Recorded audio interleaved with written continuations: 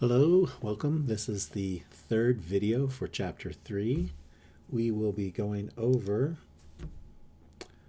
the last two learning objectives, 3.5 and 3.7. We're going to talk about allocation, over and under allocation, and then we'll look at job costing and how it might be used with decisions for billing clients. So there are 4 questions that these learning objectives cover, the last 4, 9, 10, 11, and 12, 2 each. So let's go ahead and jump in. So remember, whenever we're doing our estimate of manufacturing overhead, we're estimating manufacturing overhead because at the end of the month, we probably do not know the actual amount of manufacturing overhead. So we need to estimate something so that by the time when we put out the financial statements at the end of the month, we have something. Well, at some point down the road, we do actually get all the correct information and we know how much manufacturing actually is. So we have estimates at the beginning that we create, and later on we have reality. We have the actual amounts. So we will find out between our estimate and the actuals. We will have either guessed, we will have either estimated low, or we will have estimated high. If we estimated low, well, we would have under allocated. We would have not assigned enough cost to the job. If we estimated high, well, we would have over allocated. So now we're just going to look at, well, what do we do once we have the real numbers? What do we do, or how do we assess whether something is over or under allocated? So this one, similar to, let's move up to question 9. Over and under allocation. So here you see we have a chart with a bunch of information, some estimated costs, the base, the figuring out of the predetermined overhead rate. These were all things that we covered in the last chapter. And then we allocate the MOH. So those are things that we covered, not the last chapter, in the last video. Now we look here at number 1, and you can see that they've actually figured out 3 different ways. There is 1, 2, 3 different ways that they've looked at allocating MOH. And we're going to see which of these 3 methods ended up being the best. So here in question part number 1, they say, okay, we look at it direct labor hours. So that will be the first line there. And they say, well, actual manufacturing costs. Remember I said we actually end up figuring out what the overhead is towards the end. And they say it was 1,225. And if you notice, 1,225 is the same amount for all 3 sections. What we're doing is comparing it to our different ways of estimating the manufacturing overhead. So if it was actually 1,225, if we use direct labor hours, our estimate of MOH, was it over or was it under? Well, if you notice, the amount that we have for direct labor hours was 1,255. So if you notice, it was 30,200 different. But was my estimate over or was my estimate under the actual? Well, we say if it was over actual, then we over allocate. So this is over allocate.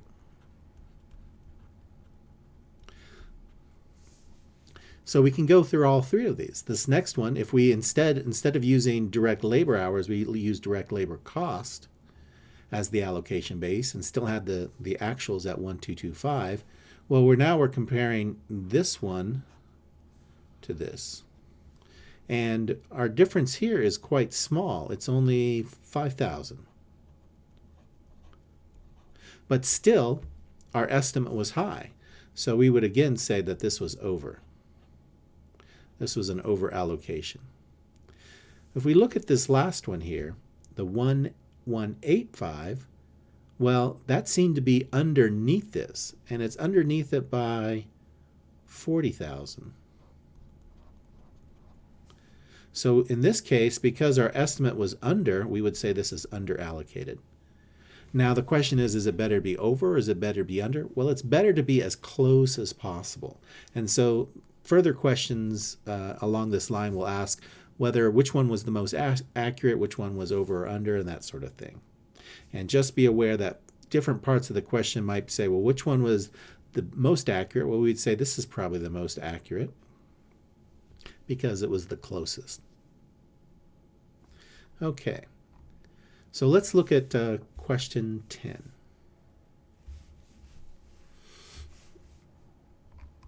Now we have a question here, and once again, this is very similar to question 10, but instead of having a big wall of text, I've actually pulled out the important things. So we've got two charts here.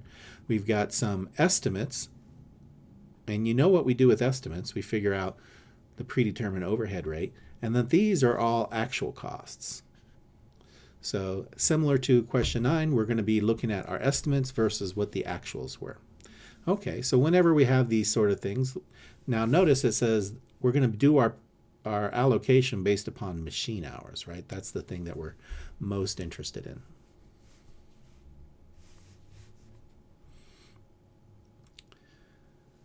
Compute the predetermined manufacturing overhead rate, the estimated yearly overhead cost. So we're going to be using this first box up here.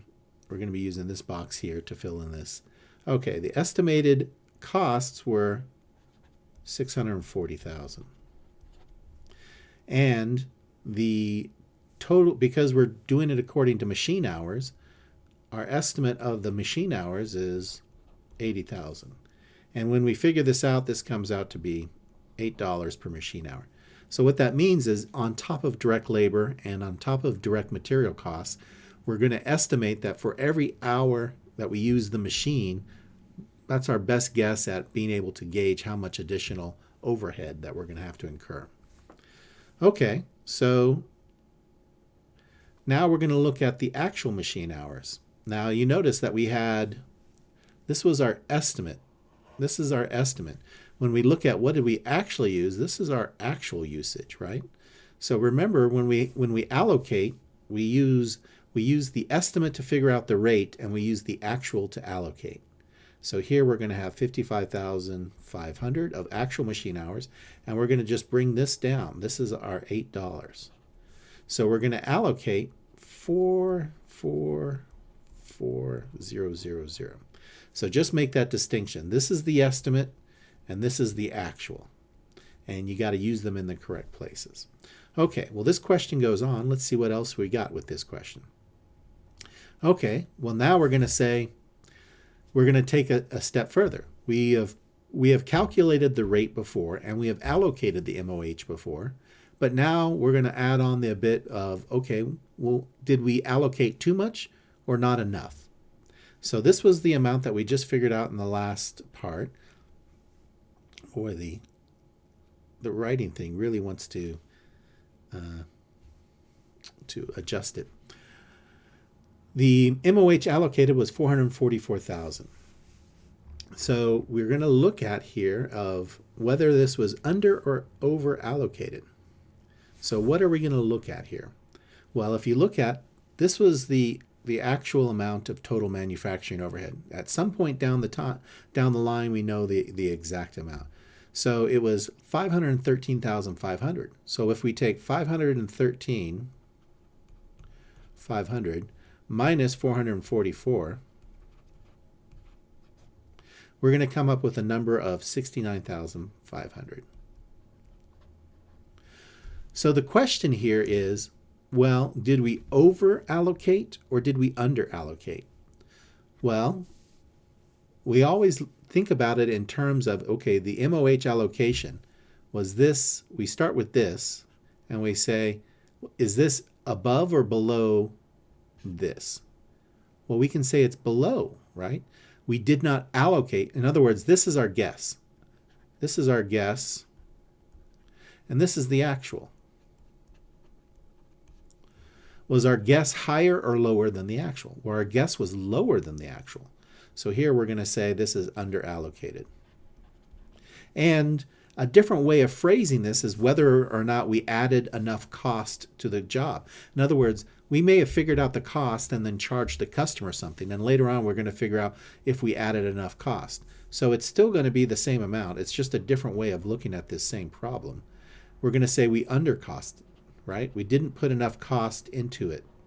So in other words, we may have charged a certain amount of profit based upon $444,000 worth of cost, but because we had the actuals were so much more, that would have been eating into our profit, which is an important thing. And we'll look at that here in just the next couple of questions. Okay, So if we move down to question the next learning objective, taking job costing and applying it to billing, which is essentially making sure that we've got enough profit. So here we've got a question similar to question 11, and I've pulled out the pertinent details.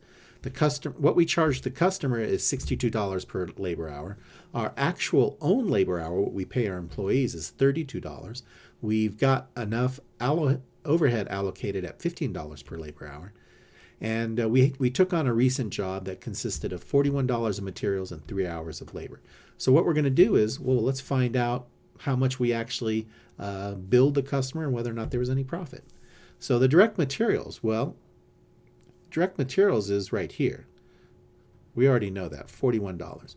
The direct labor, well, that's going to be 3 hours, right? That's going to be 3 hours of labor times, well, how much do we charge? Well, it's not how much we charge the customer, is we're looking at the cost, right? How much does 3 hours of labor cost us? Well, 3 hours of labor costs us $32 an hour. So this is going to be $96. And then what is our overhead? Well, this is our overhead. And remember, this is $15 per hour. So once again, we have 3 hours of labor, and there is going to be an additional $15 per hour of overhead that we're going to add in. So this is 45. So our total job cost here is 182. Okay, well, how much did we charge the customer? Well, we're going to charge the customers time and labor, right? Or materials and labor.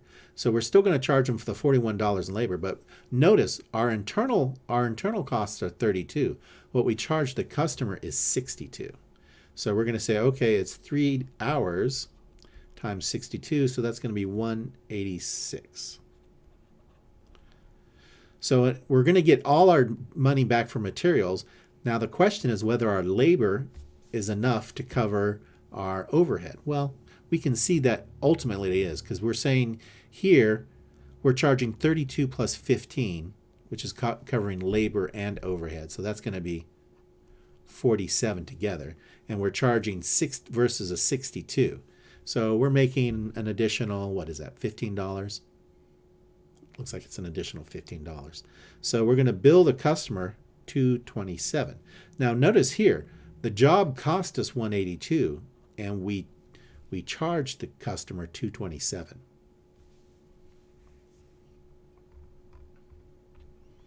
So you can imagine where that leads to is we're going to start now trying to figure out a profit. Okay, here's another question, and it's similar to question 12. And this is, once again, it's a little bit more complicated and that has a few more numbers, but we're essentially doing all the same things we've done before. Here we're going to figure out our predetermined overhead rate. They use a slightly different word for it here. And we're going to be using the chart up here. So the total estimated indirect costs. In other words, what is our total overhead? Well, if you notice, they don't give us one number. We've actually got to add it up. So when we add up these numbers, they come up to 200,000. Because if you notice, this is direct labor, direct, and if you notice, all of these are indirect items. So we're going to have 200,000. And what is our total estimated direct labor cost? Well, it's 1 million. And as you can see, that comes out to a nice even 20%. Okay, so that is, and if you notice here, it says we allocate overhead as a percentage of labor costs. So in other words, rather than saying $1 or, per 5 hours or however we would do it, we're now going to use a slightly different metric. We're going to use a percentage.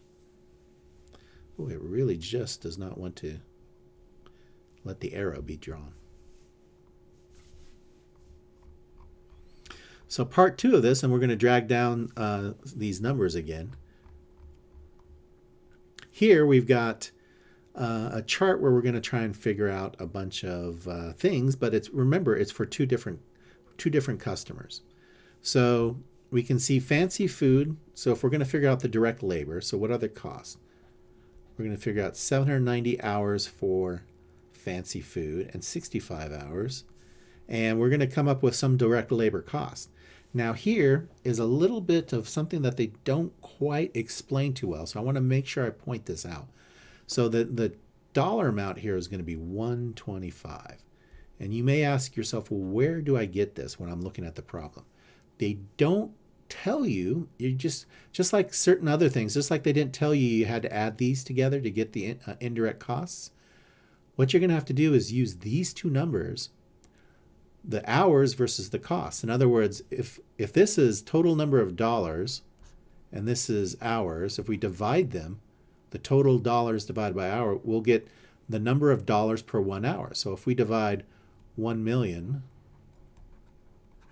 divided by 8,000 hours, we end up getting $125 per 125 per hour.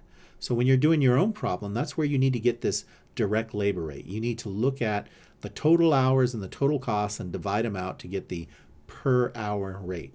So now that we know that their per hour rate is 125, we can go and multiply these out.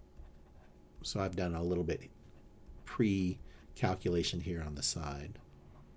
And make sure you're putting them in the right columns so that you're adding up the right costs for the different jobs.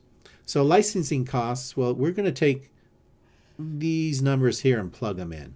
So you can see fancy food is $2,500. Sun time is $550.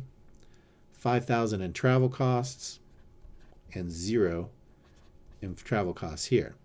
Now we come out, so this is nothing, this is just a header. Indirect costs. So remember we said we're allocating indirect costs according to what? According to here. Allocates indirect costs as a percentage of direct labor costs. So we're pulling this 20% from our 20% up here, right? We calculated that number. And where are we getting these indirect costs? Well, these, it says from the direct labor costs, we're pulling these numbers down. So it's 20% of 98750, right? We're pulling this here, and we're going to pull this one here, 8125. And so this one is going to be the indirect costs, or our overhead, is going to be 19750, and this one's going to be 1625. So when we add up the different columns, this one comes out to 126, and this comes out to 10,300. And this is almost exactly the same format as your question 12. So have this video open, so make sure that you're pulling the right numbers, and this should allow you to figure it out correctly. They ask a few more things, and we'll just cover these here quite quickly. How much should the company charge to get a profit of 30%? Okay, so you notice here, all I've done is pull down the numbers that we figured out up here, 126 and 10,300. Those were our total costs. And so if I wanted to figure out what the profit should be, how much we should charge to get profit. Now, I have learned just over time that a lot of times students don't quite understand, they get kind of mixed up with this. So let's just be sure. It's sometimes people say, oh, maybe I multiply it by 30% or multiply it by 130%. What we're saying is that there is some number, some unknown number, of which these costs represent how much? Well, they represent, if we want the total, if I said, okay, here's $10, what is the cost to have a $3 profit? Well, the cost would be, if I had something that was $7 and I charged $10, I'd make $3 or $3 profit. So when we look at the profit here, what you need to do is you need to take the 100% minus the profit is going to be the percentage for the cost. That's the cost part. So what we're saying is 126 is 70% of what number? 10,300 is 70% of what number? And how you go about doing that is, well, that is, believe it or not, so this is the total job cost. you divide by 70%. In other words, that's what division does in this case. By dividing, you're saying, if we were to write it out, you would say 70% is 126 is 126,000 is 70% of what number? But making sure you use the dividing number, you're figuring out what's the bigger number. And conversely, if I multiplied 180,000 times 70%, it would give us 126. So the point being is to figure out how to figure out this profit number or figure out the total cost number. First, you figure out that, okay, 30% is the profit, therefore 70% is the cost. And since you know the cost number, you divide by that 70%. So here is 10,300 divided by 70% would give you a total amount that you need to charge of 714. And the last question, the last part of the question is, well, why do we do these? Why do we assign costs to jobs? Well, here, this is one of the big things, is we assign costs to jobs to help us set the actual amount that we're going to charge someone. In other words, if we don't know how much something costs, including all the labor and the indirect overhead and the materials, then we don't know what to charge people. So being very careful in going through these processes to figure out the cost allows us to set our fees, to set our prices. And we assign costs to individual clients. Well, the reason is that because we're on job costing. We're looking at individual jobs. Not every job is the same. Okay, so that should finish up chapter 3. We're going to be going into chapter 4 next, which is activity-based costing, which is just an extension of job costing. So make sure you learn job costing quite well, because activity-based costing is just an improved version of job costing. So we won't learn a whole bunch of new things. We'll just learn some more specific details about how to do job costing in a more, I guess, complex environment. Okay, thank you. And as always, if you have questions, be sure to email me or come by the normal office hours as the live online office hours as posted on Blackboard. Okay, thank you.